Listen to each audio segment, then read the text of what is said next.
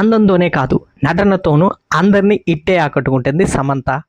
టాలీవుడ్లో హీరోయిన్గా top place సొంతం చేసుకున్న ఈ భామ జీవితం గురించి, కుటుంబం గురించి, ఈమెకున్న అలవాట్లు, ఈమెకున్న వ్యాధి గురించి కూడా ఎన్నో ఇంట్రెస్టింగ్ విషయాలు ఈ వీడియోలో చూద్దాం రండి. హీరోయిన్ సమంత 1987 ఏప్రిల్ 28న జన్మించింది. ఈమెది క్రిస్టియన్ ఫ్యామిలీ. ఈమె తండ్రి జోసెఫ్ ప్రభు, తల్లి నినిట్టే ప్రభు. తండ్రి తెలుగు ఆంగ్లో ఇండియన్, తల్లి సిరియన్ మలయాళీ. సమంతకు ఇద్దరు సోదరులు ఉన్నారు. వారి పేర్లు జోనాథ్, డేవిడ్. వీరు బిజినెస్ చేస్తూ ఉంటారు. Samantha Holy Angels Anglo Indian higher secondary స్కూల్లో చదివింది. ఆ తర్వాత డిగ్రీ చేసింది. తర్వాత మోడలింగ్లోకి వెళ్ళి ఆ తర్వాత సినిమాల్లోకి హీరోయిన్గా ఎంట్రీ ఇచ్చింది. 2010లో ఏ మాయ చేసేవా సినిమాతో కెరీర్ ప్రారంభించిన సమంత తక్కువ కాలంలోనే టాప్ హీరోయిన్గా ఎదిగింది.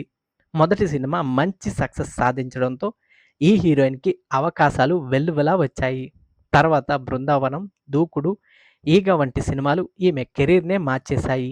ఎటో వెళ్ళిపోయింది మనసు, సీతమ్మ వాకిట్లో సిరిమల్లె చెట్టు, అత్తారింటికి దారేది, మనం, ఆ సినిమాలు వంటివి సమంత కెరీర్ని ఓ రేంజ్ని తీసుకెళ్ళాయి. యూటర్న్, ఓ బేబీ, యశోద, శాకుంతలం వంటి లేడీ ఓరియంటెడ్ సినిమాలు సమంతను హీరోలకు సమానంగా నిలబెట్టాయి.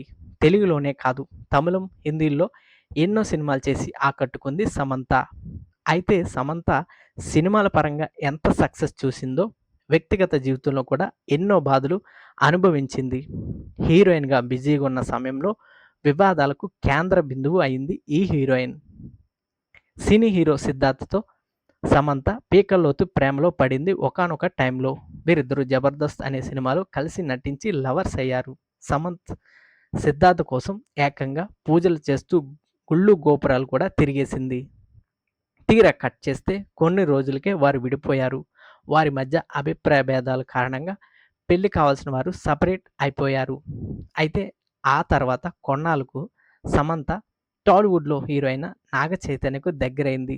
వీరిద్దరు కలిసి ఏమ్మాయి చేసావే, మనం, ఆటో నగర్ సూర్య, మజిలీ వంటి సినిమాల్లో నటించి హిట్ పేర్ అనిపించుకున్నారు. ఒకరినొకరు ఎంతో గాఢంగా ప్రేమించుకున్నారు. ఎన్నో ఏళ్ళు చట్టాపట్టాలు వేసుకుని తెగ తిరిగేశారు. తర్వాత వారు పెద్దల్ని పెళ్లి కోసం ఒప్పించారు.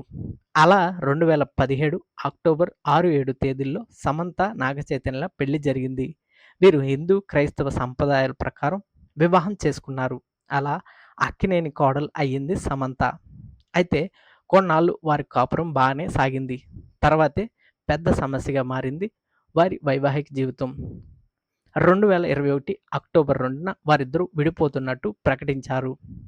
విడాకులు తీసుకుని విడిపోయారు. దీంతో ఇండస్ట్రీ మొత్తం షాక్ అయింది. వారి మధ్య మనస్పర్ధ, అభిప్రాయ భేదాల కారణంగా విడిపోయినట్టు వార్తలు వచ్చాయి.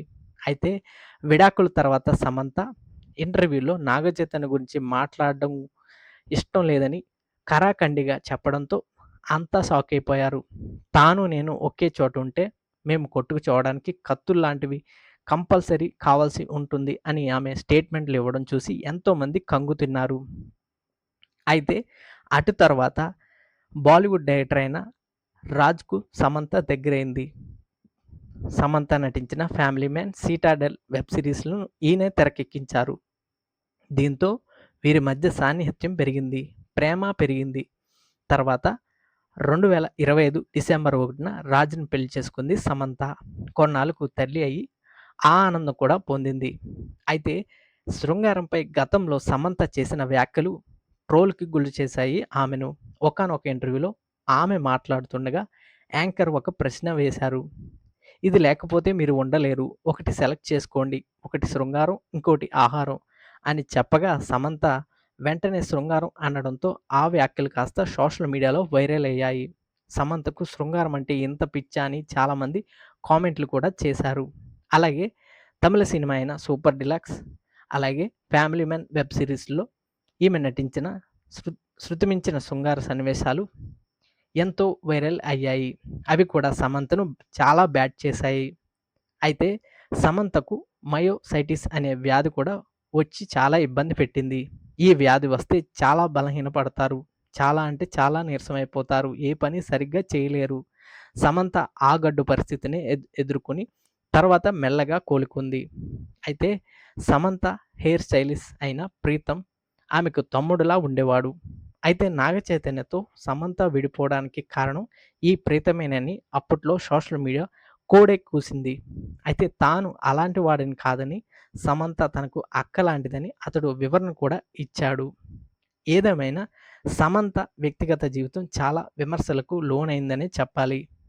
ఇద్దరు ముగ్గురిని ఆమె ప్రేమించి తన జీవితంలో ఎంతో సహనాన్ని కోల్పోయిందనే చెప్పాలి.